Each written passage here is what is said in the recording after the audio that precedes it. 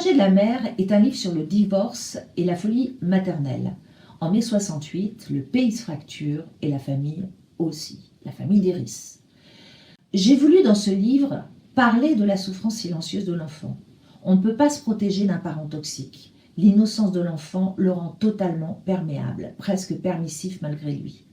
La fratrie de 5 enfants, dans ce roman, est prisonnière d'une partie d'échecs qui se joue contre elle. Les enfants deviennent des enfants valises.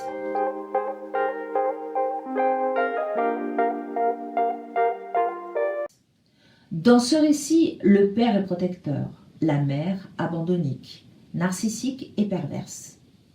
Je crois que chacun peut retrouver dans son enfance des humiliations ressenties, parfois très enfouies.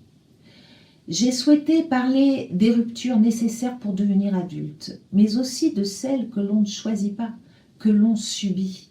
C'est un livre sur les séparations inhérentes à l'existence, allant jusqu'à mettre en scène la mort, ultime rupture avec la vie.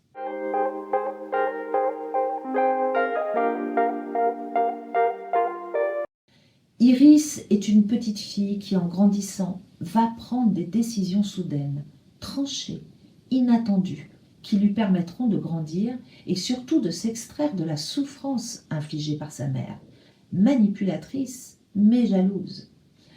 Iris, c'est la fille du milieu. Elle est dotée d'un formidable instinct de survie et sa passion pour la peinture la conduira à s'extraire de la maltraitance.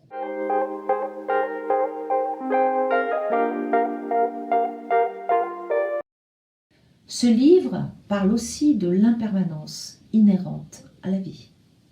Mais le roman débouche également sur une grande histoire d'amour, un véritable coup de foudre. Iris parviendra-t-elle à dresser un pont au-dessus du chaos familial pour se sauver? Cette question traverse tout le récit. Alors j'ai voulu l'écrire à hauteur d'enfant, puis d'adolescente. C'est ce qui permet à chacun de retrouver le ressenti de l'enfant qu'il a été. Et c'est sans doute ce qui donne à ce livre sa dimension universelle. Le récit se déploie dans un suspense qui tient le lecteur jusqu'à la fin au fil d'émotions fortes. On pleure, on rit aussi. Mais il y a également le recul et le regard de la narratrice. Iris, devenue adulte, qui éclaire les événements et leur donne sens.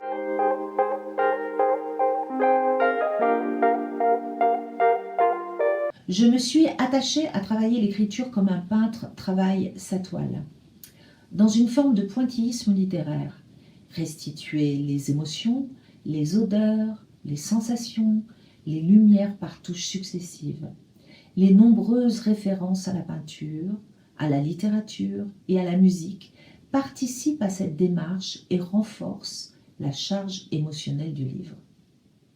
Alors, je l'espère, bonne lecture.